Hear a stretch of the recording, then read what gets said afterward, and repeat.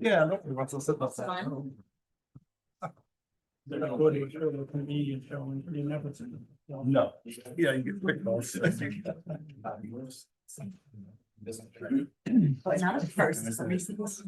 right, folks, we have 7:30. We'll call this meeting to order. If everybody will please stand.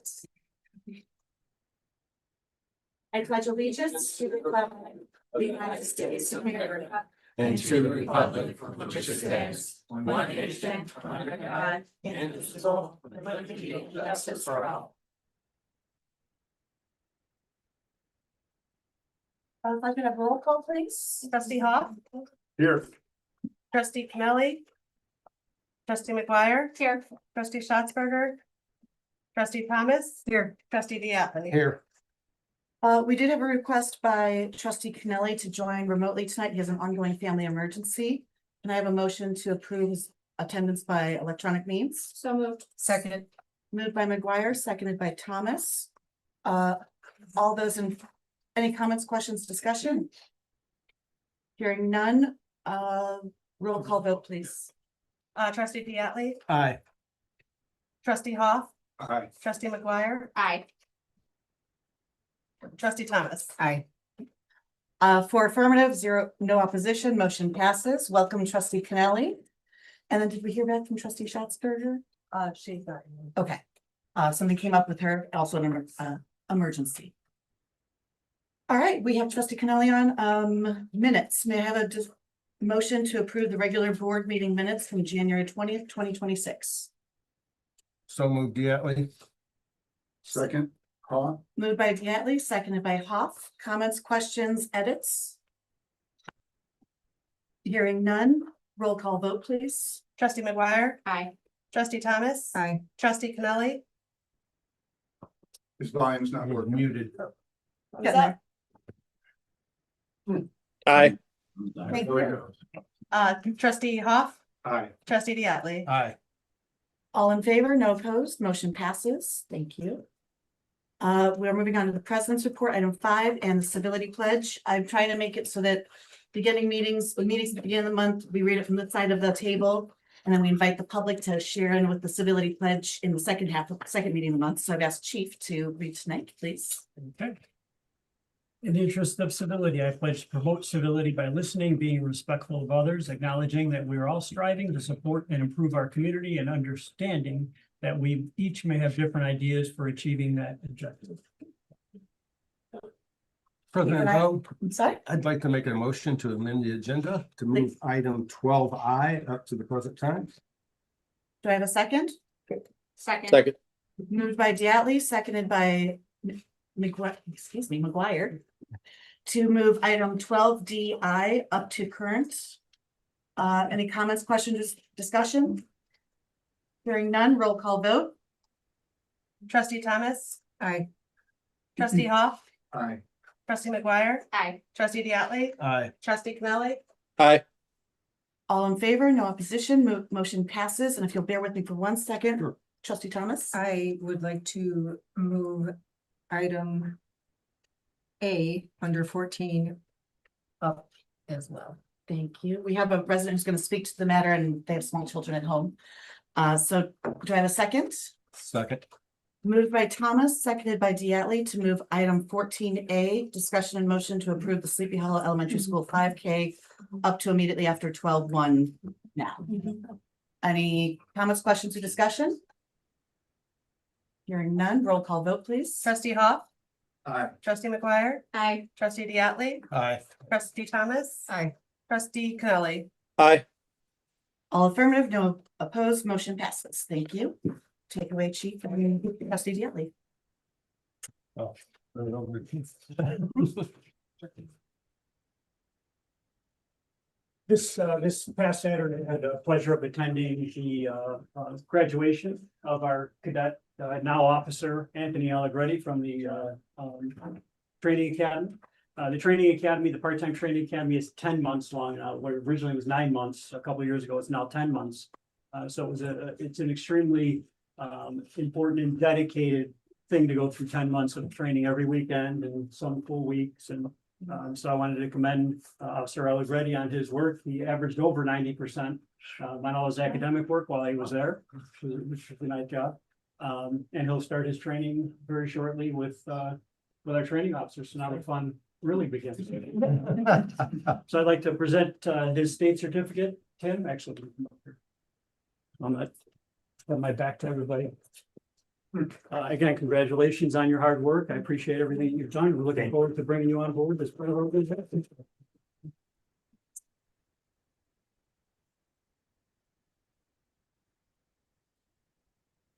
And my wife reminded me of how much shorter. That's okay, that's okay. You're not the cake.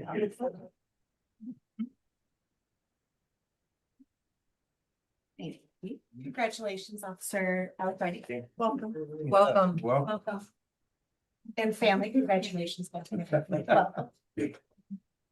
All right, moving on to the other adjusted item 14A under new business. We have a discussion and motion to approve the Sleepy Hollow Elementary School 5K. Again, I'd just like to bring it up earlier so we can have the discussion and we had ask any questions that we might have with Christine so that she can get back to those elementary school kids. Do I have a motion from the board to, well, at least for the sake of discussion, approve the Sleepy Hollow Elementary School 5K packet that was in the agenda packet? It's just street closure. So moved. Second. Moved by McGuire, seconded by Thomas. Any comments, questions, discussion from the board? No, I think it's a great event. Looking forward. Can I take just a minute? Please. Okay, so Discussion. We have well, some of you know me. I'm Christine Fuqua, resident here in Sleepy Hollow, but then I am also joined tonight by Catherine Charlton. She's a first grade teacher at Sleepy Hollow, and then her kids also go to Dundee Highlands. So she can, we kind of like with the market, have ideas, you come up with it. And so this is being used as a fundraiser for the PTC, which will directly affect the school and students, things like that. So you guys have your packet. If there's anything that you want to know, we will work with the police department for closures, work with the fire station for potential ambulance being there for the day of event for anything that might come up.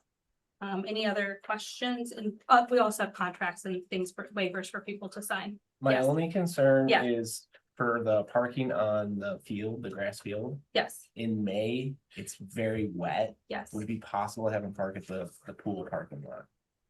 I don't think so. Cause some, If you- it's like soggy. Right, so if you look at the proposed route of this, the only other.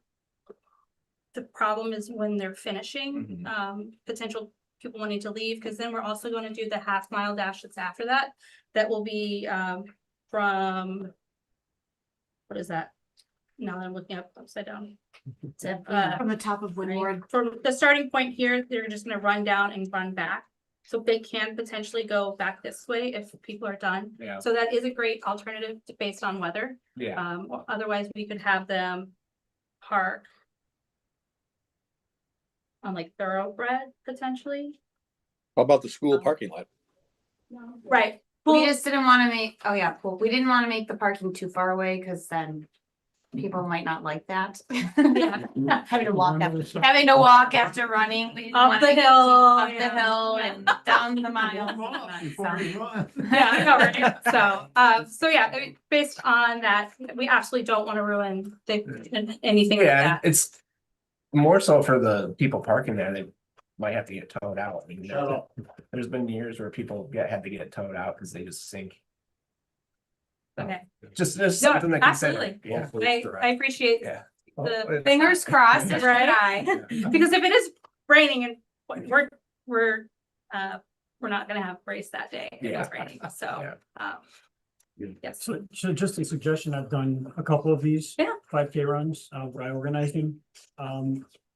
If you're gonna do the run, you're gonna wanna close the course. Yes, Completely, not only halfway. yeah, Only because of the liability issues with that. If you've got cars coming the opposite direction while people are running, the runners, especially people who are serious 5K runners, they don't want to have to worry about traffic. They want to be able to run and not worry about it. They may not be paying attention, if a car's coming the other direction. So we'll talk, but yeah, definitely, you're gonna Just want to shut it down. Yeah, cause I don't know, if we talked That about was- having half a lane closed, but yeah, we're fine with closing. We were just, We were concerned for the residents since it's a Sunday. Sure. If, like, if somebody wants to get in or out, but obviously we know we are gonna give them letters to say that this is what's happening.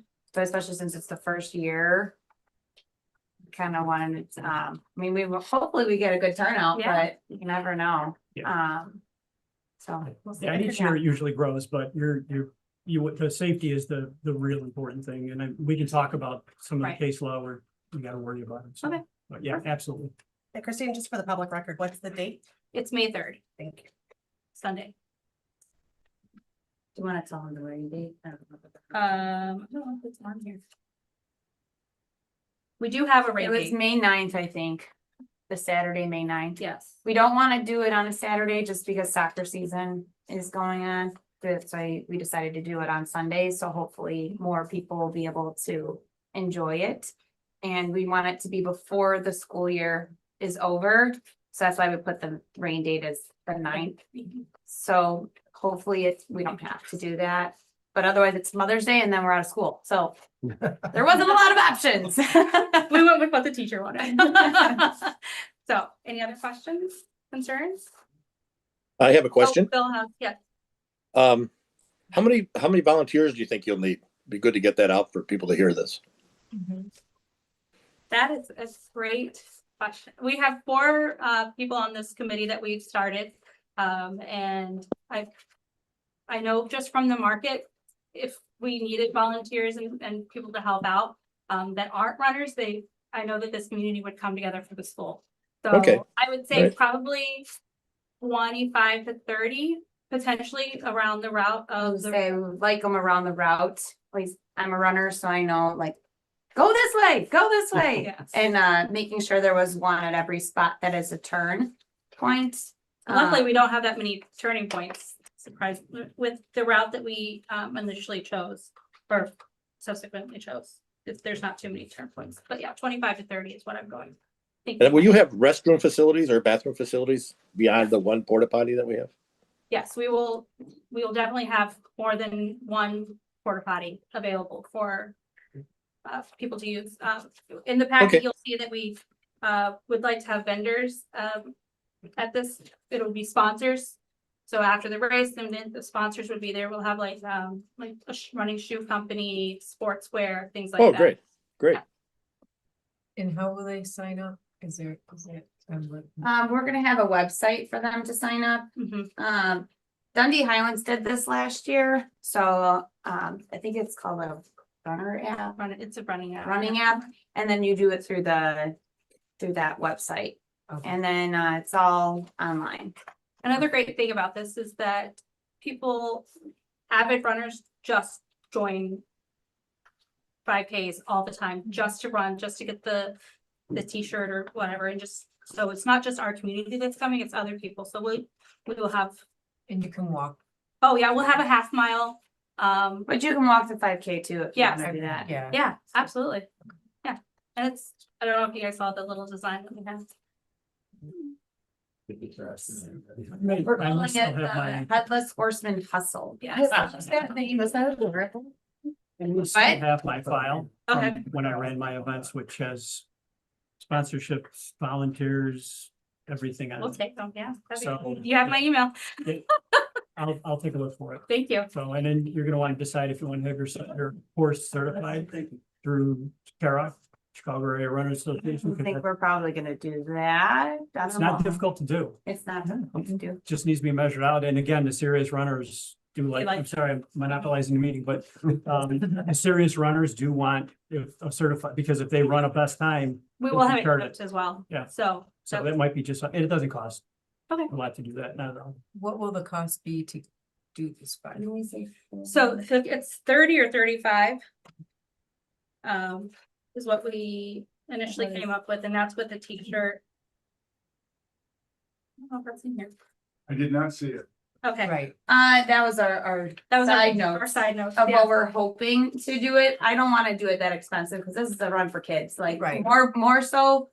When I came to the PTC to say like, we should do this, I want to get the kids involved with the community, so if I have 3 kids myself, so I'm not gonna spend $100 on a 5K race for my 3 kids. And then on top of me to run a race, like that's not what we want this for. Yes, we want to earn money for the school, but more so we want families to come together and have fun and enjoy the weather and being together and supporting our school. I think that's When are you more gonna important. determine that then? As soon as you I guys. was gonna say, as yes. soon as you approve it. We have, Yeah, my understanding is generally we need to approve the logistics, because this is a school function. Yeah, it's the Sleepy Hollow Elementary School, it's the PTC. So we're not affiliated, I mean, we are with the school, but it's not, it has nothing to do with the school per se. So because it's not on school grounds, we don't necessarily have to go to D300 and get their approval. But because it is on Sleepy Hollow roads, we want to make sure that we are taken care of and that you guys are okay with it, the chief is okay with it. And then we will bring it to the school and we will say, this is what we're doing. I have told my principals, so They are aware. They are We're aware. also getting all your texts before. Right, and it's Yeah. kind of like, what do we start planning and then come to you guys with, here we have this grandiose plan, or this is our idea, we've met, we've come up with this, and then if you guys say yes, then we can move forward. Maybe you can Great. do the pricing based on like age levels too, if you're trying to get more kids to run. Well, we're hoping the half mile, because it's gonna be 2 runs, so it's the 5K, but then it's a fun run. So the fun run will be cheaper because that one's only a half mile, and that's the one more kids will hopefully be attending. Because last year at Dundee Highlands, that's the exact same kind of setup that they did it, and the 1K was double the amount of people because it was literally all kids. And then parents were running behind, but the 5K was more so adults and, middle schoolers and high schoolers that were wanting to run. A couple of kids, but the 1K was primarily just kids, which that's what I'm hoping that we can bring. Yeah, so Bring here. once we get going and we get sponsors and have sponsorships, then we can definitely re-evaluate the pricing of the 1K. But this is again, thoughts after we get approved. We don't want to get too far ahead of ourselves in this. I like it. Think about is the 5K, not having the 5K be like the fun run, like the walkers. Walkers take a long time to go 5K. Yeah. Whereas, so let serious people do the run and then have the fun walkers and that do their. Right, their I mean, walk. Take 20. that back. So there's a hour difference. Yeah, so the 9, So the 9 o'clock will be the 5K and then the 10 o'clock will be the fun run. so they'll be out. So that most walkers will be done with the 5K by the time that the kids are running. Yeah, it's just if you got walkers, you could have 25 minutes between when the first runners are finishing the 5K versus the walkers. Mhm. Just something Well, to and- consider for the roads being shut down. And again, so like this is the whole 5K and then the 1K is literally here and back. Yeah. Yeah, So which is good. it shouldn't interfere with any walkers. Come in, we'll sit and we'll talk. Unless we have like 1 million people show up and then we have Well, other. then we'd be having a group time. That's a Yeah. good call. So, yeah. Okay. Any further discussion from anybody? All right, we have the motion. Do you have the motion, David? Yes. From McGuire and Kelly Thomas to approve the Sleepy Hollow Elementary School 5K route. Yeah. Roll call vote, please. Trustee Hoff, Aye. trustee Diatley, Aye. trustee Cannelly, Aye. trustee McGuire, Aye. trustee Thomas. Aye. All in favor, no opposed, motion passes. Thank you very much, Thank ladies. you. Looking Thank forward to the you. run. I will have to start working out so I can actually get there. We do girls on the run on at Sleepy Hollow. There we go. All right, Can I bring up one more thing since I have your attention, or no, do I need to wait? we're technically, yes, go ahead. Okay, the market and the holidays that I have proposed, I just didn't know. We're gonna, so I spoke with John Florent, or I spoke with President Navarez, and then Clerk spoke with President Florence. So we're gonna let the service club figure out their Okay. dates first, and then they'll then they can bring it to us at the next board. Okay, meeting. perfect, thank you. Thank you. And I didn't get your name. I'm sorry. I know we've met before. Me? Yes. Oh, I was like, Catherine Charlton, Oh, Charlton, thank you. All right, it's nice to meet you, ladies. Yes, Thank you. Catherine with a K or a C? a C. Thank you. Thank you. Thanks, say hi to the kids. Oh, yes. Good luck. Oh, we will. It's a full moon, so you know, they'll say hello back. Thank you.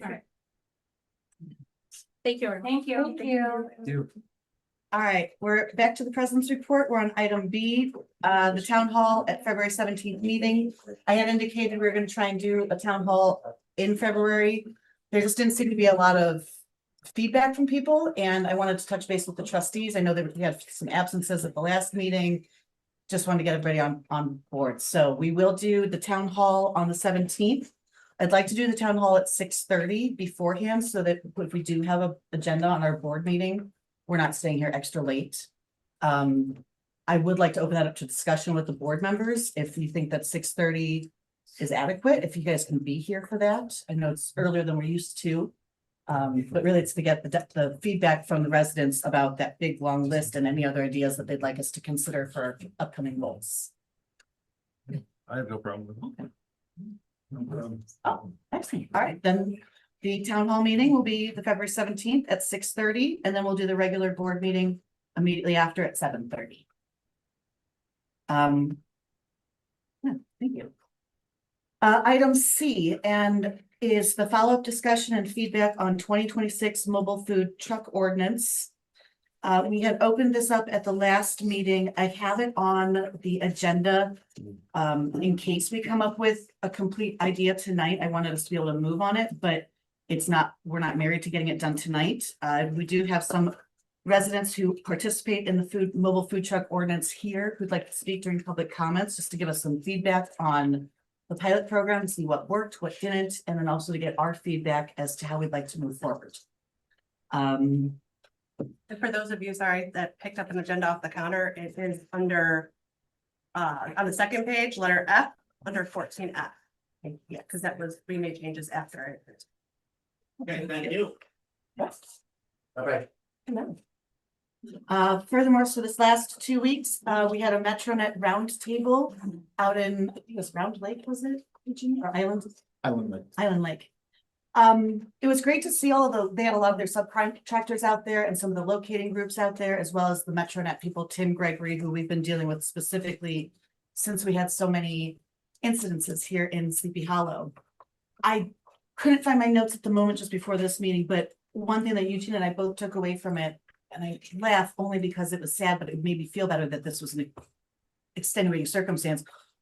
Most of their incidences in the villages, a majority were in our village. It was just unfortunate. They had a lot more success rate in some of the other villages coming into it. They were surprised. We were surprised. They indicated it, said, most of these are actually in Sleepy Hollow, and that was just a big learning curve for us. So I know people were frustrated and thought that they were doing a really horrible job. I think it was just a confluence of circumstances between some of our old pipes, getting things situated with USIC. I know that can be very difficult. Kyle had warned us ahead of time that sometimes their locations are off, especially around here in the village. But I think Tim Gregory, and I've met with, his name was Rob, I believe, as the site managers. They're very encouraged and confident moving forward that they have been figuring out the differences of Sleepy Hollow and acknowledging that each section is a little bit different. So coming in with some caution and checking out the way that the pipes are laid and proceeding methodically. So we also do have the bloodhound option as they proceed, which will give the actual ground penetrating radar to get them started to make sure that everything is where the signal indicators are indicating. I can just mention that Please. their actual overall error rate was extremely small. Yeah. Extremely. We just happened to be, It just was us. just the way our town was laid out is the problem.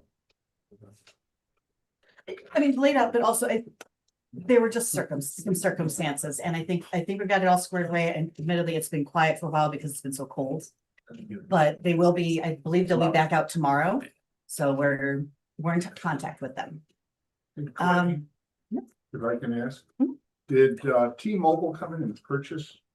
Yeah. My understanding is, right, When was that? that was about June. No, it was They were purchased right after we had the vote because I was surprised. And that was nothing that was broached until after their deal went through. Yeah, they're Team Fiber. It's T-Mobile's parent. Parent company, but they're calling it Team Fiber. MetroNet started out coming in looking to go to smaller municipalities to have a broader outreach of fiber optics to smaller, more blended and suburban areas, because you saw it a lot more in the metropolitan where there's a lot higher density. So they brought it out here, and I'm not surprised that one of the phone companies got a hold of them. Facilitated. See what else we've got here. Upcoming this week, tomorrow, February 3rd, our Illinois rep for the 66th district, Suzanne Ness, will be hosting a virtual town hall. We have that posted on the website and on Facebook. It's a virtual town hall at 6 p.m. If you have any questions, concerns, discussion, please participate. She's very open with communication, and I've enjoyed my discussions with her and her town halls. I've learned a lot more about our community, actually. And then our town hall will be February 17th. And you just have Candy make public comments. Okay, would you guys like to wait until public comments to discuss the food truck stuff? Sure, Okay, whatever. let's wait till it'll be closer to that discussion. All right, so president's report is done. Clerk report. No report. Thank you. We do not have a building official yet. Attorney report. No report. President. Engineer report. No report. Eugene Village Administrator report. Request a motion for the approval of the accounts payables in the amount of $93,199.85. So moved. Second. Moved by Hoff, seconded by Thomas. Comments, questions, or discussions? Hearing none, roll call vote, please. Trustee Diatley, Aye. trustee McGuire, Hi. trustee Connelly, Aye. trustee Hoff, Aye. trustee Thomas. Aye. All in favor, no opposed, motion passes. Thank you. That's all I got right now. All right. Thank you. Now we're at the public comments. Dan and Maggie Orlando. Thank you for reading so much. So for the record, my name is Maggie Orlando, and alongside my husband Danny, we own and operate Damo Barbecue. We're a fully licensed, insured, and health department approved mobile food business. We appreciate being the pilot program from September to December of last year and the support that you've already received from the village. But we want to speak tonight, and as we understand that there may be some concerns regarding continuing allowing our business to operate in the current location. I'd like to clarify because these are very common misconceptions about barbecue, and education is really what matters. When people hear smoked meat, they picture clouds of smoke pouring into the air, and in reality, that is actually the opposite of proper barbecue. We cook 10 to 12 hours at a time, and if you see heavy smoke, it means that something is wrong. I'm not doing my job. Call the fire department. But our goal is to have clean heat, steady fire, and a very light smoke. That's why neighbors don't complain. Many actually tell us that they enjoy the smell and enjoy learning about the process. We spend a great deal of the time educating our customers because barbecue, when it's done correctly, is controlled, respected, and intentional. Most people that have stopped by the truck, a lot of the current neighboring neighbors, they're so far away, but most of the people that live right there, they don't even know that the smokers are on and running when we are cooking. And it does appear that we have a lot of equipment there, but because we live in Sleepy Hollow, this is the location of our storage area as well. All of our prep is done in a licensed kitchen, a licensed commercial kitchen, I should say. And the only thing that's happening at the trailer is that we're serving food. You've seen our trailer, it is a very small trailer. It's just big enough for, it's just big enough for Danny and I. Financially storing our equipment on site makes sense to us. It avoids us renting another space that we simply cannot afford. And it allows Danny to time the smokers properly, which actually has to be done every 30 minutes. So this actually reduces activity and not increases it. many people don't realize is that the setup has become part of why the customers love what we do. While we're selling out of the trailer, we're often cooking for the next service day. Customers ask questions, we give them tours of the pits, and we help them understand that we help them understand the food they're eating. It's educational, it's community oriented, and frankly, it's something that's special that people often don't get to experience. It's a lot of fun. This business is not becoming a large operation. We're not making millions of dollars. It's about a husband and wife. We're living out our dream. We're paying our mortgage in the town that we've called home for nearly a decade. Danny pours his heart into his craft. You can taste the passion and the labor of his love in every bite. That's why we sell out, and that's why we can only operate on limited days. It's just us. We're serving a quality product with quality ingredients. At the end of the day, we do need to be honest. This business financially supports our household, and downtime hurts us. We are receiving daily messages asking when we're going to be opening again. I've included just in the last couple of days that we started posting again about when we're going to be opening. People have been so overwhelmingly friendly and just supportive of our business. But they are concerned of when we're opening again. We want to respond clearly, responsibly, and we want to respond with the village's blessing. So tonight we are respectfully asking for a temporary approval to allow Damo Barbecue to operate immediately under defined conditions. We can revisit the ordinance before the summer season.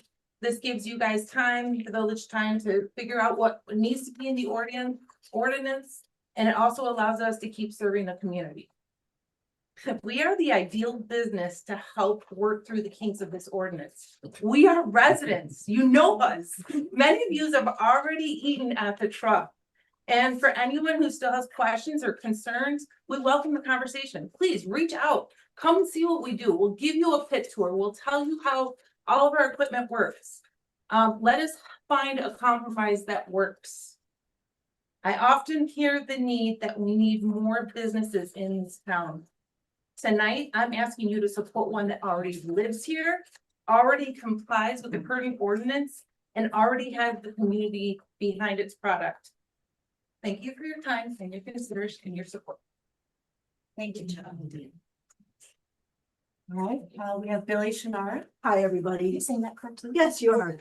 My name is Billy Shinara, as Courtney said. I know most of you here. I was here last meeting. We talked a little about my concerns, but right now I'm here to talk to you about the main concern, which is the main pipes that we have and the issues. And then somewhere about 2023, I met Jeff Steele, who came to my home to talk to me about some of the concerns I had. And one of the areas he mostly talked about, it was not my home. It was the streets that we're focused on today. And I think you guys are going to talk about it, which is Hillcrest across Thoroughbird and through Lucet. And he brought a map and he sat down with me and he told me the concerns he had, genuinely. And he told me how bad it is if we wait any longer. And that was 3 years ago that he said that. And I'm here to just raise the level of awareness, not for my home, because I know that my home and the city sewer issue for myself, going from well to city, is going to take a little time. Maybe a couple years, maybe 3, maybe 4. But the reason why I'm here is that I want to raise the level of awareness of the urgency that we need to jump on what Jeff Steele is talking about and what Bill's talking about. Because if we don't do that, there will be more risk and more cost associated to it. And we have to just come together and figure out how we're going to raise that dollar that we need in order for us to stabilize and not go underwater as an organization like the village. So that is all really I wanted to just say, is that really when we start talking about this in a little bit, that we understand the sense of urgency. Thank you. Thank you. Thanks. Public comments again. trustee reports, trustee Kennelly, roads, parks and streets. Good evening. I hope everybody's having a great Groundhog's Day. And I would begin with roads. Don, can you turn the volume up at all? Sorry, 1 second, Bill. Okay. Hello? drop it. How's that? Oh, that's me. Any better? Yeah. I could talk louder. Go for it. I was just wishing everyone a happy Groundhog's Day, and then I never saw a response from anybody, so I knew something was up. But well, here's the thing. On the side of the roads, we do have an issue. I spoke with Kyle last week, and we are very low on salt, and the supplier is having issues with providing enough trucks to deliver salt. That was a conversation that I had last week. Kyle, is there anything else that you can add to that conversation? Only when I called the supplier, they said that there's no ETA date for when my order that I placed now was 16 days ago. They can't give me an estimated arrival date. That's all I have on that. So I think that in our conversation, if we really start to get into a precarious situation, the Public Works is going to be concentrated on the more important parts of the village, hills and curbs. But I just want to make sure that people know that it's nothing the village has done incorrectly. It is the inability of the supplier to get the product delivered, and they really limit our ability to hire someone else to go get it. So we're really in a tough spot right now. Hopefully the weather will break and won't be an issue. So that's that. And then on the park side, last week I mentioned that I had sent information off to West Dundee about the Bonkoski bike path, and I did receive a response from West Dundee today. And I can only say that we are quite a bit apart on what the potential cost of this will be. So it's going to require either some more discussion or figuring out something. I do believe when I read his email that there's a negotiation to be had if we choose to go down that road. So I'll keep you posted. And that is all that I have tonight. Thank you, Bill. Appreciate that. Any questions for Bill? All right. Moving on to finance, trustee Hoff. All right, updates from the world of sewer and water and finance. Today I had an appointment with Baxter Woodman, who is a company out of Crystal Lake. If anybody knows where the Breakers is, way out on 176, it's just a little farther out, and I think it's a town of Ridgefield, or that's the name of the street. I didn't see a sign for that, but very impressed with this company.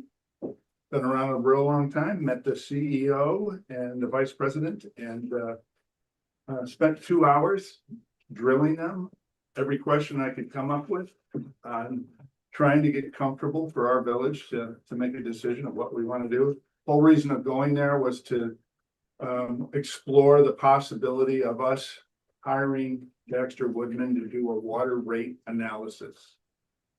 And what we essentially have to do is give them our capital expenditure plans out into the future, 5 to 7 years. And they would look at our rates, they would see everybody else around us, their rates, and they would come up with 3 or 4 different scenarios of what would be palatable for both parties. So East Dundee did one in 2023. They're a little different with us because they have, more sewer issues as well. But what East Dundee paid was $40,500 for that. And you all probably just glazed over right there because that's a big number for us. But it's what they could do for us would legitimize and make everything professional in a report and spell it out for anybody, because we're lay people here. I'm not saying I'm an expert by any means, but I'm searching for the expertise to bring that to our little village. So we have professional studies and we can make a really accurate decision of what's best. So I want you to consider it. They said they would send me the proposal for that water rate analysis in about a week. So I will be forwarding that to the board and to Eugene and everybody else. And then the only other thing is, I know it's on the agenda, probably we'll save it for that discussion. Okay. But we are gonna be looking at voting on moving forward with the Hillcrest water main replacement from Thoroughbred to Locust, and then also doing half of it. So I'm going to answer any questions you have on that because I've been studying this for 120 days, every day till midnight.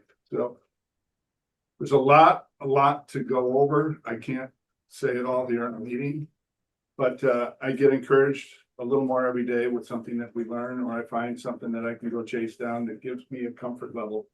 And probably the biggest takeaway from that meeting with Baxter Woodman today is when I point blank the question, is $3.50 a foot a very accurate number for us to be estimating and working back and forth with Jeff Steele and Gerald Hines? And they said yes.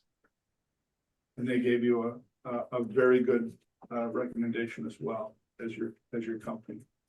So just lay that out for everybody to absorb.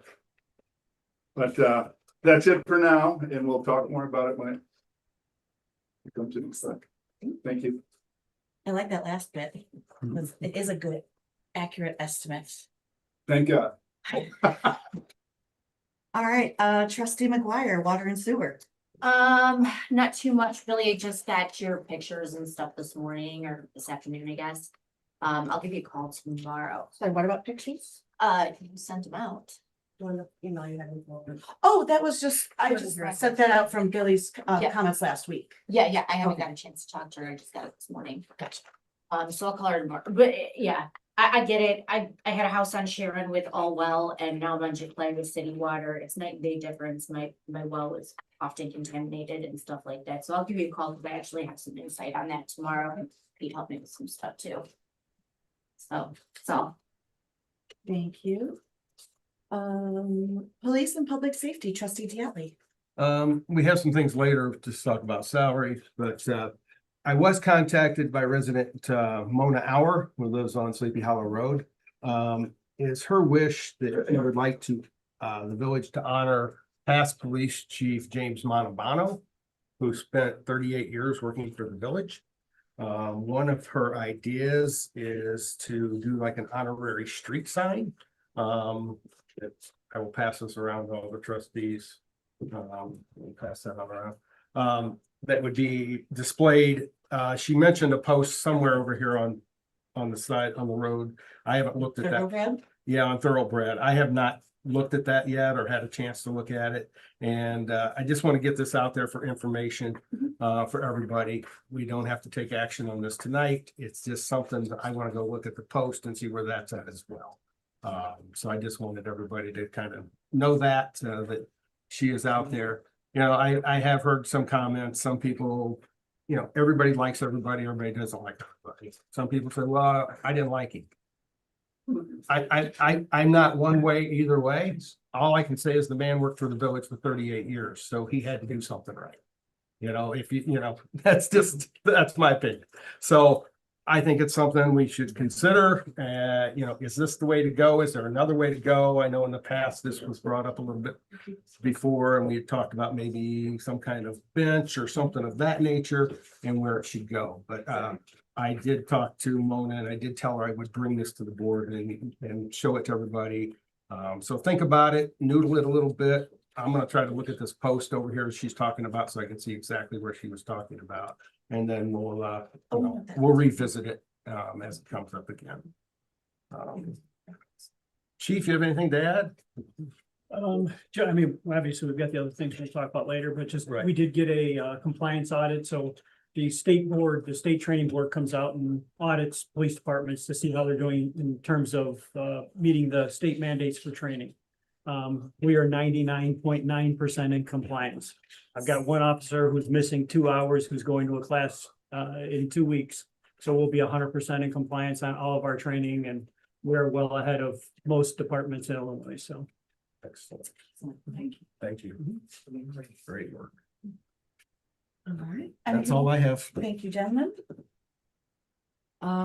Buildings and Environment, trustee Schatzberger is not here tonight, but I will let trustee Thomas know. She's gonna pass this along to you. An individual in Lakewood heard that we were looking for a building official. So a referral was brought to her. She was gonna pass it on. We'll forward that on to you and Eugene to follow up with. And that will go next. Now, Building and Zoning Enforcement, trustee Thomas. The only thing I have is I'm working with Eugene. I'm looking for a building and zoning person, so. He and I met last week and went over some items that we wanted to look for, and I'm checking other options. Thank you.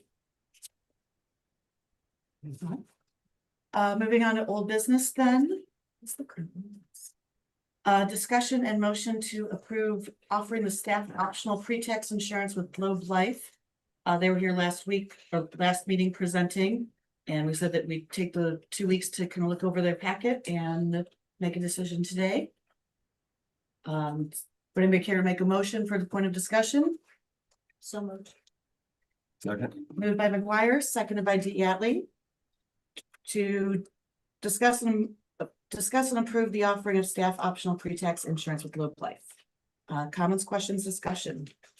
I looked at it and because it doesn't look like there's any cost to the village, I think it would be a good thing to offer the employees. That was my thoughts as well. And it's nice, it's a la carte, so they can pick what they want, how little or how much they want. Are there any general objections or cause for concern from anybody? I remember last week that Eugene, you just said it would be some type of a cost from a payroll standpoint. I'm assuming that's very nominal. And that being the case, I would agree. What happens is that they have to sit down with each of the employees, so that's gonna be during work hours. Yeah.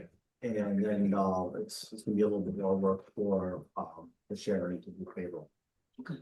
All right. I think it's well worth having the employees look at that opportunity. Do we have a minimum participation that we have to meet for them to make it worth their while? There's probably a minimum that they need to make it worth their while, but you know, it's situations like this with Aflac, we only have one employee that uses it. So I think they're happy with whatever they can get.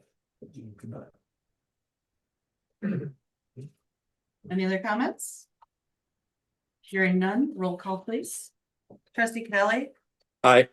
trustee Thomas, Aye. trustee Hoff, I, trustee McGuire, Aye. trustee Diatley. Aye. All in favor, no opposed, motion passes. Thank you. All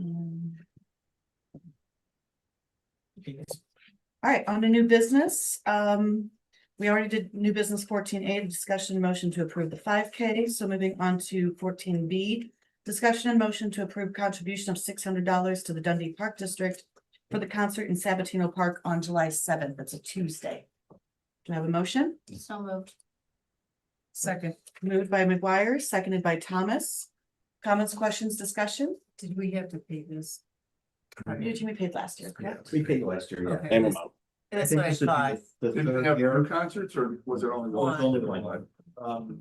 And ours, just so everybody knows, our village had the highest turnout than any of the other concerts that they had. We're not gonna, this won't be until the next budget, but at least this way they know that they can count on the money. Yeah, I think it was a great community event. Like I said, it had a lot of people out to it, and I think it's well worth it. All right. Doing it on July 7th falls right into our other holiday events, and I would think it'd be a great thing to do. And the Park District from Dundee does do some things for us too, besides the concert. I'm just looking at the, sorry, 1 second. I just want to see the days that we. So yeah, we'll be having, if everything goes accordingly, we'd have the fireworks on the 2nd. We'd have the 4th of July that Saturday, which is also the 250th anniversary. Then we'd have the concert in the park with the Park District that Tuesday.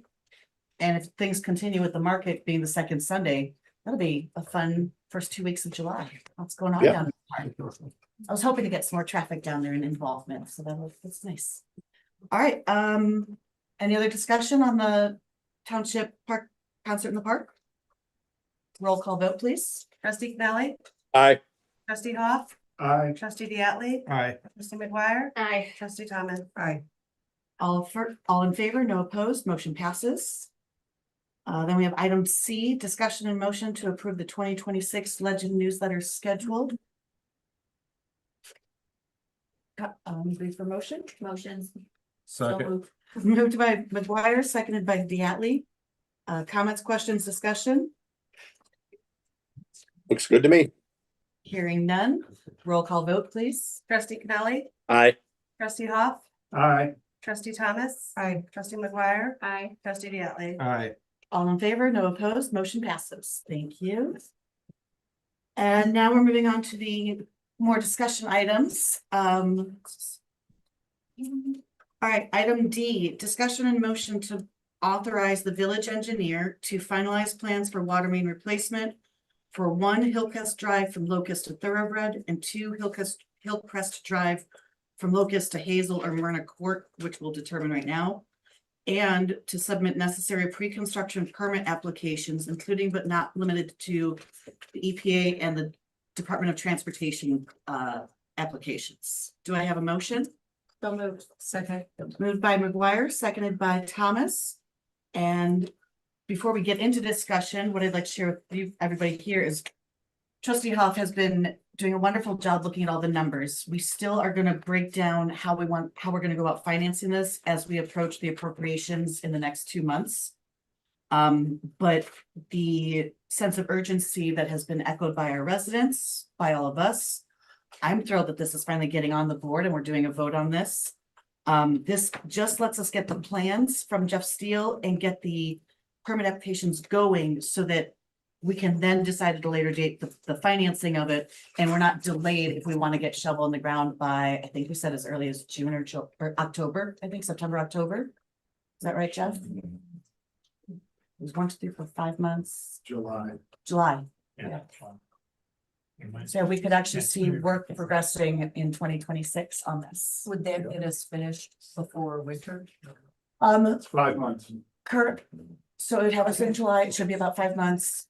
Winter isn't so much the issue, except for tagging things out in the snow, but Jeff was indicating we don't want to do this as much during the melt periods. So going into, I'm assuming spring and then fall, when we get that kind of usually rainy October, or tend to be slushier, so Yeah. firmer Okay. months. Typically is also like periods like this where the ground is really frozen. Yeah. And they're not gonna do any work, but again, that's just a couple of weeks here and there. Okay. I was concerned about people's yards being torn up in the winter and trying to get it completed before we have that issue with residents' yards. Potential. Yeah. I mean, some of this stuff will be torn up. I think really we need to focus on when we can get everything approved, because we're certainly not, we're not trying to mess up yards, but No, let's get the schedule going. And right. No, I'm just. Yeah. Trying to make sure that we've got all the ducks in a row and that getting it done, completed by the end of the year. Yes, Jeff? I will say this, that the only thing that will change in regards to if we do the plans right now and specifications is you can really start the project whenever you want. Is the only thing that's going to be modified is start date is basically just changing little dates here and there on the plans and specs. And then also is, let's say that there's a disaster where all of a sudden prices just shoot up. This might end up having to adjust costs. So hopefully that doesn't happen and we get to go and get it done this year. And that's one of the reasons we split it up, asking for plans for 2 different allotments, one for the whole stretch of Hillcrest. But then Bill and Eugene were able to look at a map and determine that most of our breaks are actually on that number 2, that other section of Hillcrest. So looking at how expensive this project could be and being concerned about some of the residents not being able to pay it. That's why it's presented in these two options. Hillcrest Drive from Locust to Thoroughbred would be the more expensive option. I don't want us to get burdened down with that right now. Let's find out the cost from the engineer and get the permits going through. So we can keep breaking down how we will finance it, how the residents will be contributing, but also in the entirety with everything that's going on, roads and parks, police, staff salaries and water. So we're looking at it as a whole as opposed to individual little nips at the wallets. So, any further questions from people about the plans or the applications? I would just like to add, from that meeting I had today at Baxter Woodman. As best they can tell, the HDPE, which Kyle has strongly suggested in all my research, I think it is probably gonna be the source if we can afford it, go with.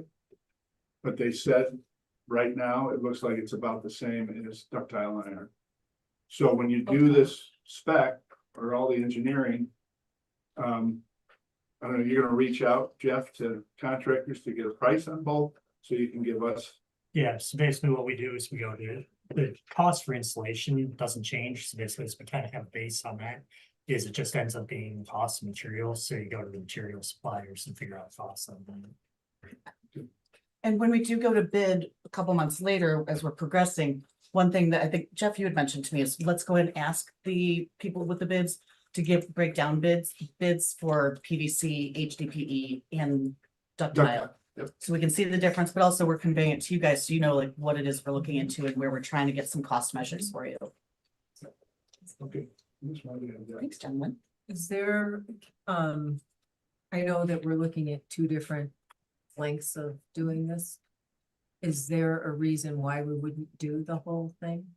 Well, right now, the entire project, the whole length of Hillcrest, it's a lot more expensive to do. And as we said, Bill plotted it out on a map and realized that the second location from Locust to about halfway through Hillcrest is where the main problem areas are. So if we can replace that water main now, the theory being that then that will give us a little time before we have to either do the next section or incur more. Or I guess that's my question. It's a cost saving and prolonging the procedure. But are we going to eventually have to do that first section? So we're taking the chance, I guess that's my concern, is taking the chance on having the cost increase. We're not even getting to that. Let's wait till he gives us the plans and we're looking at the whole financial. That's why I don't want us to kind. I'm not trying to. Yeah. Does that make sense? All right, anything further? It was moved by McGuire, seconded by Thomas. Roll call vote, please. Trustee Hoff, Aye. trustee Connelly, Aye. I'm sorry, pause. We had the exact stopping point for number 2, we were gonna determine in the meeting, and I've not done that. Bill, trustee Hoff, because I was gonna ask you on that map, I didn't have it when we were writing this up. Where is the stopping point? Is it Hazel or Myrna? West of Hazel, West of Hazel? yeah. So we'll do from Locust to, It is before Myrna Court. It's to the, from what Kyle and I drove out there, there's a fire hydrant there where we go to. And, do you want to see it? I'll show it to you. okay, so from Locust, Myrna is the farthest west, so we'll put down to Myrna, just. Here's Myrna, there, we go there. Okay, so we'll say.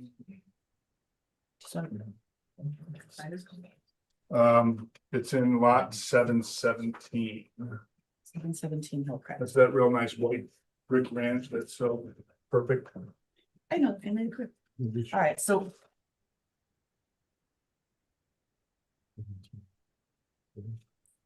Yeah, here's down right here. This is the fire. So you want to right at this. No, this is the property. This is the intervention to stretch our legs, please. Do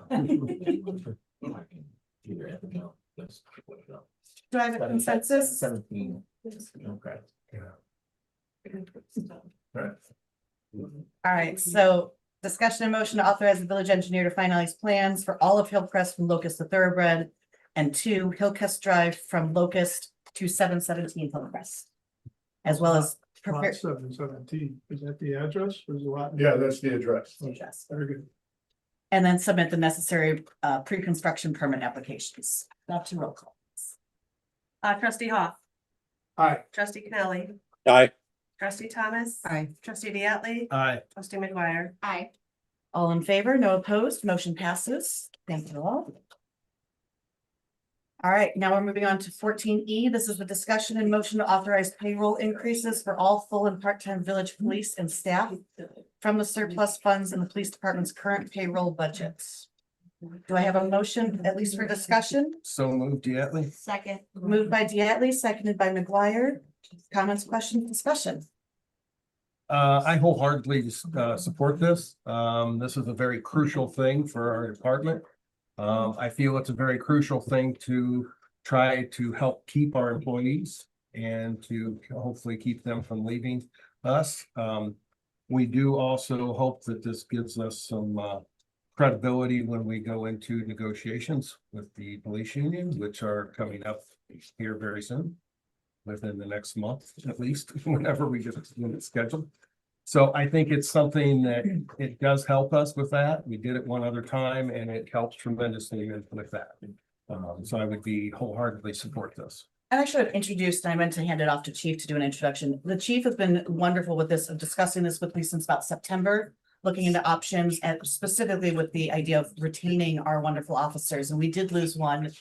We would not have been able to make up the difference enough at this point, even had we done it earlier. But I think as Trustee Diatley has said, we are at a crucial point where I think this is an opportunity for us to demonstrate to our staff and the police that we are ready to move forward in finding ways to make sure that they're properly compensated for the work they do here. Admittedly, the workload's a little bit different, but I think we've all agreed, at least in private conversations, that we're not paying enough, and we would like to see how we can go about doing that. My concern to the board, I'd just like to ask you guys that when we're voting for this, this is a temporary fix. It is a Band-Aid that the chief has found money in his own budget to help create this Band-Aid for about 18 months, 12 to 18 months. So just like with the water main project, I don't want us making these decisions. Well, this one we make, but let's also consider that this means I'd like us to indicate our dedication to moving forward with finding ways that we will maintain this pay raise. And especially considering that the contract negotiations are coming up, those always have an automatic increase. So President Pickett let us know at the end of last year, we were automatically going to be, I think, 30,000 under for payment for payroll.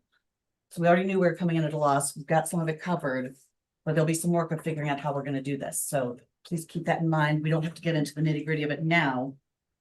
This Band-Aid, the money is here and it can be applied. It's just, but moving forward, we're going to do some work this next year to see if we can get that maintained. So do I understand this properly, that the information that was in the packet would be something done prior to the negotiation with the police union? And do we have any insight as what the union would be thinking increases should be? I'm going to turn that over to Chief Parman.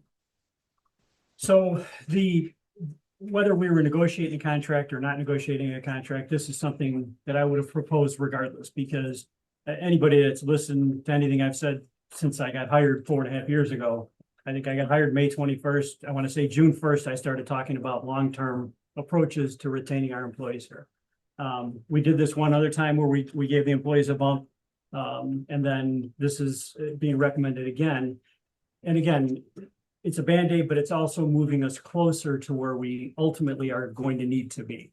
If we're going to stay competitive with in the market, we do need to pay our people more. And it's not just police department, it's also public works. And I've said that the services, the two critical services that we provide are police services and public works services. So for us to be competitive, we need to be competitive salary wise and also offer some type of retirement. So I think those are the two biggest things that we've got going forward. But in terms of what the union is going to ask for, it's hard to say. A lot of times I'll look at other contracts that are out there and to kind of get ideas, but sometimes people base it on CPI, sometimes they base it on what the market's giving. It's hard to say. I do know that when you do something like this, it goes a long way to lessening the amount that the union will ask for. Because this is what we're proposing to do here is actually more than what most union contracts would call for in a one-year bump. So we're gonna be ahead of the game regardless. But again, it's, you know, that long-term approach to making sure that we keep our officers. Because I think one of the most critical things is the residents in this town, we're a small community. The residents in this town deserve to know who their police officers are. You should know that when you're waving to that officer driving by, it's the same officer that you saw 3 weeks ago. It's not a new guy every time. And that's really important in small communities. You know, we're not Naperville. We don't have 200 officers. So if you have 15 officers in this department, you should know who the 15 officers are. It's very important. So this is a step in moving us in that direction. So did I answer your question, Trustee Connelly? Yes, I was just hoping that there'd be some kind of, rumor mill in terms of what the increases that the union are going to be asking for, just so we could prepare for that. But you've answered the question. Thank you. Anybody else? So that item E on the second page says this payroll increase was for full part-time police officers and staff. Is that Becky? Yes. Okay, but we are not addressing public works in this, are we? Yes. Yes, we are. Yeah. Is it coming out of your budget? Yeah. So my budget, the memo that you Very guys have, generous. the memo that you guys have was back from November. The numbers in there are very low compared to what they are now. I mean, my budget is probably 80,000 plus. I'm 80,000 plus under, payroll Am I budget. joining a finance committee? Yeah, it wasn't money I found. It's just that we've been shorthanded. I was down 3 full-time officers for a long time. I'm still down 2 full-time officers. By the time we get to the end of this budget, I would guess that number will be closer to $90,000+ under budget when we get to the end of this year. So the funds are definitely there to cover not only this percentage of bump, but then into next year as well, if we depending on what we do with those surplus funds. Is this a permanent raise or an 18-month raise? That's part of the reference. That's what I was getting at. And right now he has the funds to cover 18 months. What we're gonna try and do is starting now before April 2027 is discuss, well, coming up to this April, figure out all the budgets we need for things and appropriations. And as we're going through appropriations, then we're gonna start setting ourselves up for a 1-year campaign to do a referendum next April. Because we simply don't have the money to maintain the police bump or the salary bump. As well as all the additional water main problems and then paving the roads and bring on accessibility. So we're gathering all the information so we can have a big umbrella of the expenses. And that's why I'm saying, like, let's not vote on everything right now because I don't want us to do piecemeal. Money for oranges, money for bananas, but it's all coming out of the same wallet and then it's a sticker shock later when we're not looking at it as a whole picture. So we're not voting on it? No, we're voting. This is the Band-Aid one that's good for 18 months. The referendum That's what I is much asked. larger that we're getting to later. Okay, That's- so we're voting on this pay increase for 18 months as of right now. Yes. Okay. Is that good?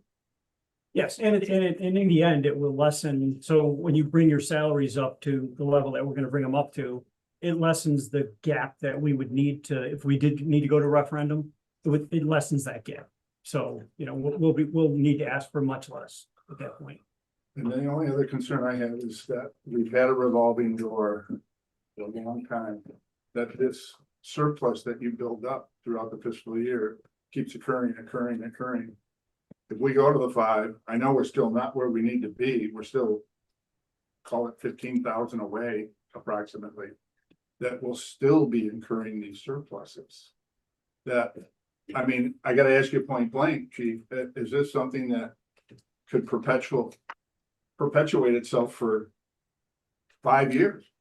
I hope I To pay never for have to, I hope I never have to come back to the board and say that I've got an $80,000 surplus in my full-time budget. So again. It's a reality that The looks like closer, it's happened. yeah, it's happened in the past because, and again, like I've said to, I think all the trustees and the village president, this is a problem that was 30 years in the making. And we've kind of kicked the can down the road and not addressed the salary issue. And everybody always said, well, we just can't do it. We can't do it. And nobody really took the time to look at ways that we could do it. And I think we're finally taking a long-term approach to say, look, we want to retain our officers. We want to retain our public works people. we want to pay, we don't expect our officers to be paid at the same level of Carpentersville or Elgin or a lot of these other big departments.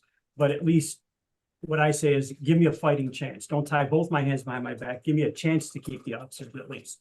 So if we're in the ballpark, I can do that. Our culture can do that. Our atmosphere, the town that we police, I think we can do it, but we have to be at least close. And I'd like to encourage us not to consider this as a means of retaining the officers. Because if we just keep chasing that, I mean, everything's going to be competitive at some point, but I think focus on, we need to start paying them more of their worth. And some of the wonderful things that they do for our residents around here and seeing how much work they put in. I mean, I just remarked to the chief the other day, I've been here every day, Monday through Friday for about a few weeks now. And there are some officers who are just pulling people over on Sleepy Hollow Road every single day. I've never seen that many traffic stops. And so they are getting their presence out there. The Sleepy Hollow is getting the rumor back of don't speed. So I would like us to pay them what pay them more their worth than we've been doing. There's no question that I think the majority of the people in this village want our own police department.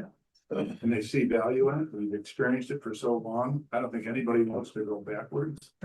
And in the discussions I've had with other municipalities that just use the Kane County Sheriff System, we do not want to go there. In my opinion, but it's not a quick response time. No. And they're a fine I do value- organization, they really are, but the difference when you have your own police department versus being policed by a county, they're not invested in your community.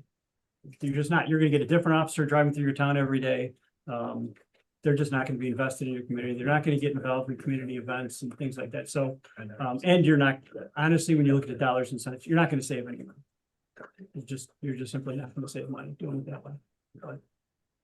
The only other thing I wanted to add to you, Eugene, in the last page of the packet. Do you want to tell us any of the 5-year cap dwindling contribution that we're gonna have now by paying the higher salaries?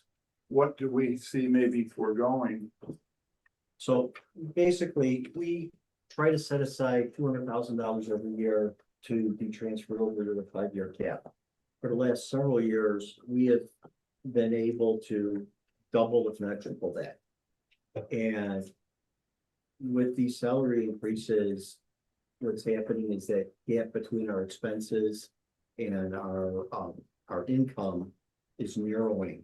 So there could be a point when we're not going to be able to even make that $200,000 every year. But if we get the banquet hall up and running, if we can get 1601 functional, if we can get, you know, other businesses on the golf property going, you know, things would be better. All right. Any further discussion, folks? Hearing none, this is a motion to authorize the payroll increases for all full and part-time village police and staff from the surplus funds in the police department's current payroll budget. This is not a repeating thing. This is short-term of 18 months. Roll call vote, please. Trustee Connelly, Aye. trustee Thomas. Aye. Trustee Hoff, Aye. trustee Diatley, Aye. trustee McGuire. Aye. All in favor, no opposed, motion passes. Thank you very much, everybody. This has been a Appreciate it. Yeah, thank you. All right, last item on here, follow-up discussion and feedback on 2026 mobile food truck ordinance. Thank you, Maggie and Dan, for being here. Trustees, if you have any questions for them specifically, please feel free to ask once we get into this discussion. If you guys don't mind. So moved. Thank you. Do I have a second? Second. Moved by McGuire, seconded by Thomas. Comments, question, discussion. They've done a great job and haven't been any problems in support of family in our community. I just have a couple questions. Absolutely. Are you guys, I know the permit that was issued prior was for a mobile food truck. But it's my understanding from what you said and what I'm seeing, it's just, it's a trailer. It's not a mobile Well, add a truck. That it qualifies, the way that we operate it qualifies as a mobile food truck. And actually, let me qualify in our own ordinance as mobile food vendor. And under our definitions, it does indicate a movable unit, cart, trailer, or other type of housing for food storage. And shall include mobile food trucks. And we do use it offsite for like, private events and, Right. different types of events. So there's no water in there, there's no hand washing facilities. No, we have to have that by the King County Health Department. Yeah. And it's inside the, Yes. and is there refrigeration in there or Yes. anything like that? In that small little. We shove it all in there. Don't move much. And you don't plan on moving it at all once it's open? We do use it, like I said, we use it offsite for private events, for catering events, bigger catering events that we need to utilize it. It just depends on what. The challenge that we face, to be transparent, the challenge that we face is that we're not trying to do like breweries and low hanging fruit anymore. We're trying to give that boutique butchery, that kind of appearance of our operation, and where people can go to get, their meat by the pound, like the things that, that complete their meal for their family events, all those kinds of things. We're not trying to like just hit like most of the food vendors, the way that their operation works, they're able to utilize things like breweries and stuff like that because they don't have an overhead. We're cooking food 10 hours, before an event sometimes, because just the nature of our business. And to stay consistent where we're at. So when our customers know that they come to see us on a Friday, they know 2 weeks later, we're gonna be at the same spot. That's huge for us. So in reviewing, if I can interject here, in reviewing our ordinances, I looked up some of the local ordinances around us and how they treat food trucks. There's a lot, there's quite an array. So I think this is a little bit almost like e-bikes and e-scooters. We're trying to figure it out. Aurora, much larger, but they have license fees of $500 a year, $40 for an event. Schaumburg is $50 a year. Pingree Grove is $150 for an annual fee, $50 for a monthly. Some you have to be on private property, some you can only be on public property. You still need permits for even when you're catering, but you don't need permits if it's your own personal private property. And then whether or not it's allowed to be on fixed locations. I know that was something that we were very adamant about here on the board. I went back and reviewed some of the discussion we had in that meeting. One of the big things was safety and how much the vehicles are moving around from the police standpoint, from homeowners and people being on the streets. We focused on having it at public locations and specifically fixed locations so they're not obstructing traffic. We had known that the offer had been that some of the residents could go to the Gulf property. And I think what surprised some of the board and maybe some residents, if we've heard back from them, is that it was there for a fixed location for so many days. Maybe not as mobile as what we were anticipating, but I'd like to offer that. Really the only places they could have been are this parking lot here, Sabatino Park, probably the parking lot over by the pool. They can't go over by the Spring Hill Meadows, the strip mall, because of the 1,000 foot restriction. So there really were only about 3 places available. And it may feel a little unorthodox, but I really like their location out on 72. We know that 72 is going to have a commercial dearth for at least another 8 to 10 years, especially while West Dundee's working on bringing Spring Hill back. That's going to be a 10, 20, and 30-year project of development. If we can do something that's on 72 that drives traffic and gets regulars, I'd like to work with them instead of saying what we're not going to do.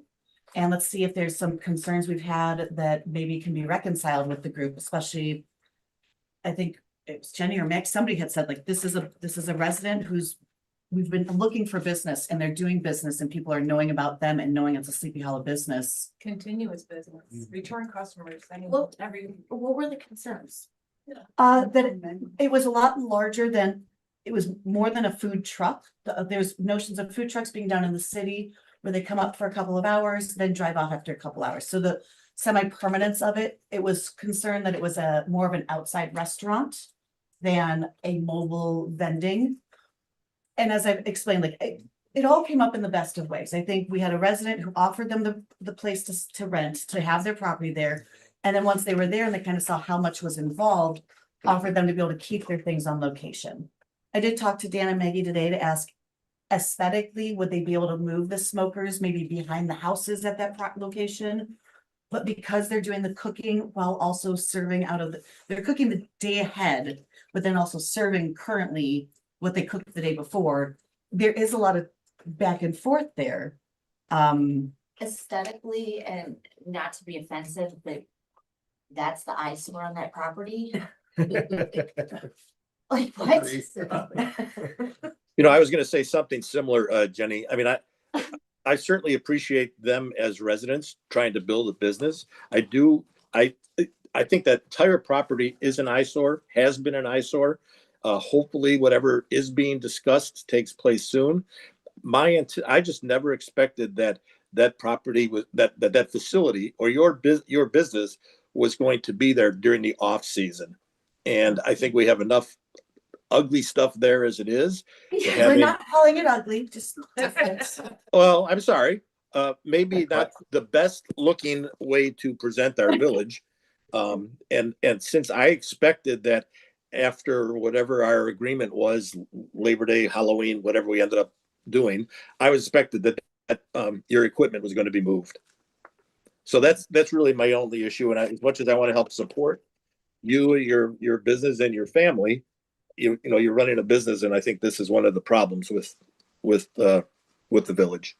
Well, here's my opinion. They're not asking for it permanently. They asked for a couple months to get them through the winter months to cover bills and whatever it may be. Like, can we give them till like April 1st or something as of right now? Because I mean, nothing's really gonna change in the next couple months, or May 1st or whatever. And then revisit the topic permanently after we get through like the temporary period. So permit a temporary Just license based on what we've already Just had extend what we already have, just to get, for 2 months while we discuss and come up with a new ordinance. because at least effective. puts them back in business while we have more time to think about it. I still have some concerns that I would like to look into with this stuff that, and like Phil, I thought it was gonna be just a moving food truck. I did not expect it to be stationary there. And I understand what you're saying, but then we're setting precedents for if someone else comes to the village and wants the same thing. So we really need to have all of our information and everything set before we start making that decision. I'm all for helping a resident, but I think we need to look into this a lot further. Well, in that case, I tend to agree with Jenny on this. I think that if we could temporarily extend this until we can figure out where we're going with all this, that would allow them to operate. I know Dan and Maggie personally, they're upstanding people. They have their health certificates. They do things by the book. So that is not a question for me at all. I understand the concern about, you know, is this a permanent structure? Is this not? But in the meantime, maybe we could do a temporary thing to keep them going, and we can come up with what we need to come up with. If we need stronger language in the ordinance to say it can't be there this long or this long. Yeah. Or something of that nature. Can I speak on that though? That's also where we store everything.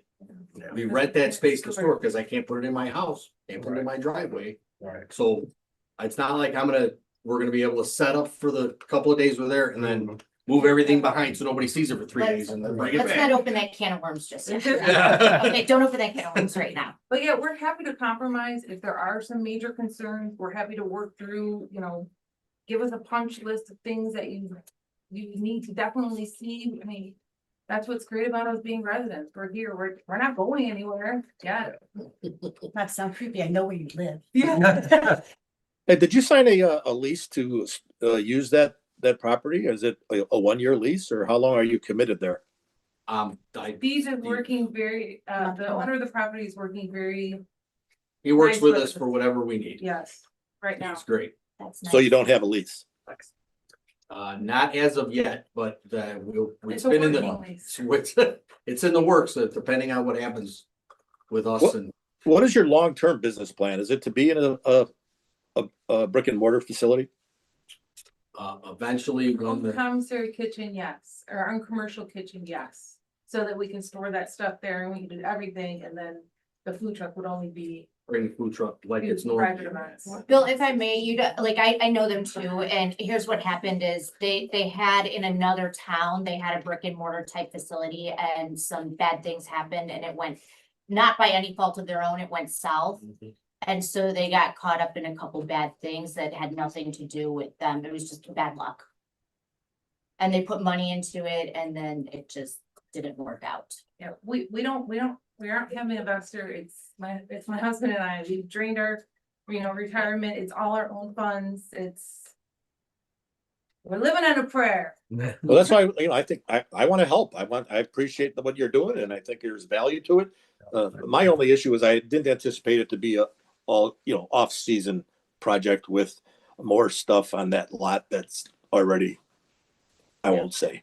And I mean, maybe that's something that we address too, where, when we aren't in operation like this month or December and January or the end of December and January. Talk to Steve. We see if Steve will let us move our spot to the back. If that is a concern, like I said, we're happy to compromise, work with whatever allows us to do business. And it's like Steve said, we shouldn't keep them running business while we're trying to figure it out if we have the ability to not. I can add, Please.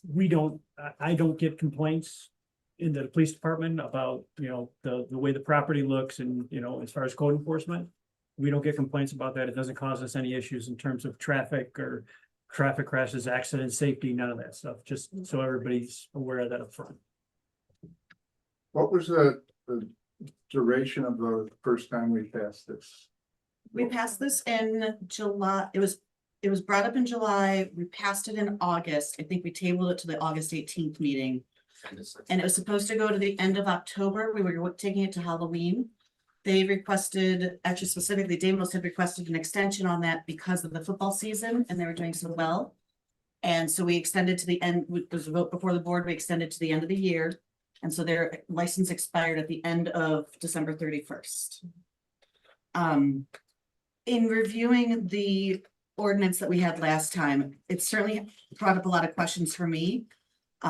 If we were to move forward with the suggestion by Trustee McGuire and Diatley that we give them a 2-month temporary honoring of this current license program, what I would encourage the rest of the trustees to do is let's look into some of the other applicable food vendors as well as local towns. I'd like to look up license fees. We did not include one during our pilot program. Let's look up reasonable fees. Let's consider the difference between private and public property and also residential versus business. Some people will want block parties, other people like Burlow or not so Burlow, Gall is residential currently, but because they've had commercial stuff on there, it doesn't make a difference if it's a commercial property with a big parking lot. Are they still limited to 2 or can it be more up to 5 trucks up there or trailers? So let's look at license fees, location, mobility. How often they need to move or can they stay in a location? Do we have 2 licenses? Is there one for mobile and one for Station. kind of cottage industry stationary? And then the other question in here. Oh, under number 8, we have temporary outdoor seating may be provided at the location occupied by the mobile food vendor, and no seating may be permanently installed at the location.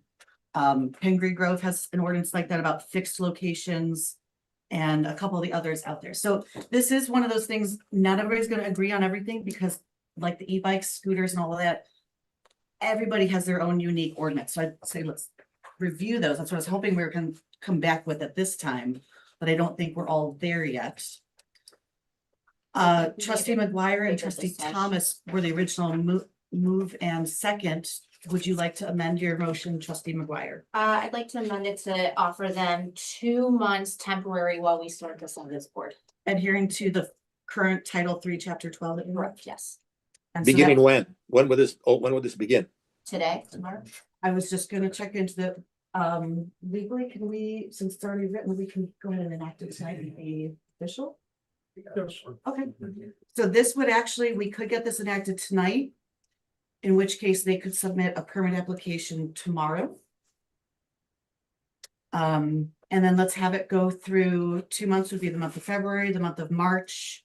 And we would try and have the board have a decision by the end of our second March meeting, figuring out the ordinance so that we'll have it squared away for the beginning of April. This would go through March 31st. All right, as amended, trustee Thomas, would you like to second? No. Would anybody else like to second at this time? So moved, Diatley. Second by Diatley, thank you. Do we have a copy of their certificates? What certificates? Health department? We don't have that yet, but we will have it in probably 2 weeks. The new 2026 one. 26. But yes, you did have them for the past previous. Okay, good. I just want to make sure we File have. that with the village clerk. Yeah. When you get, Yes, absolutely. So I just gotta get the truck up and running and then have the health department come look. when you get. So can we approve it? They go today or tomorrow without that?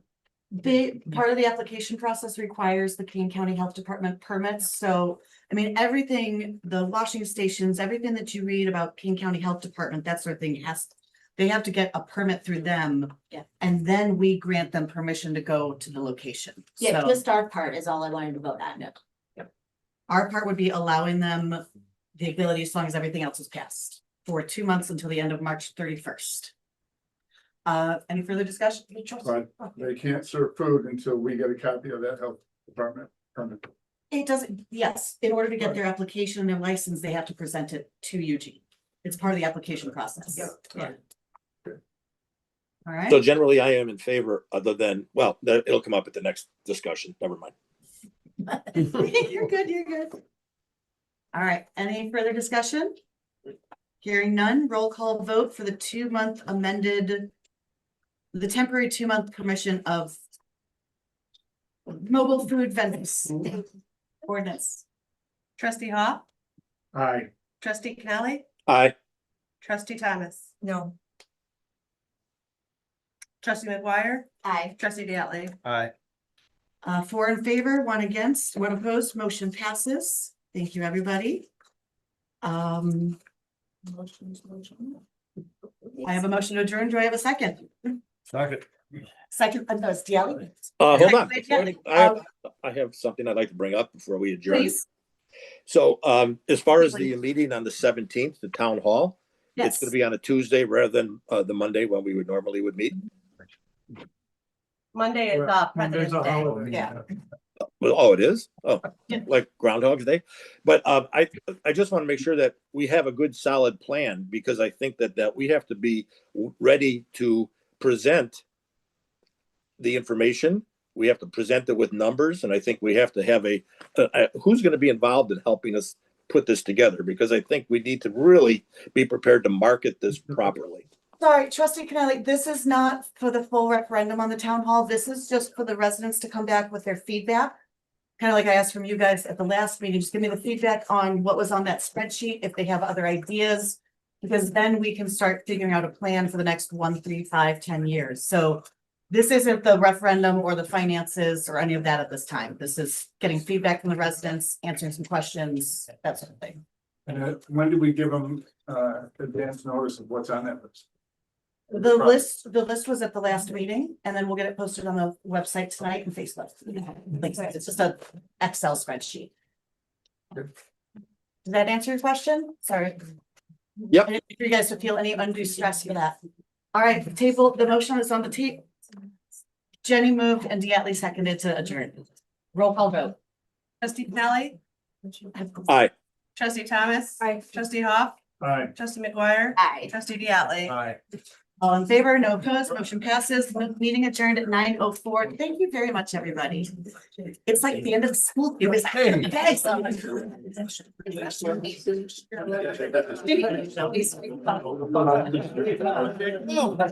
Perfect.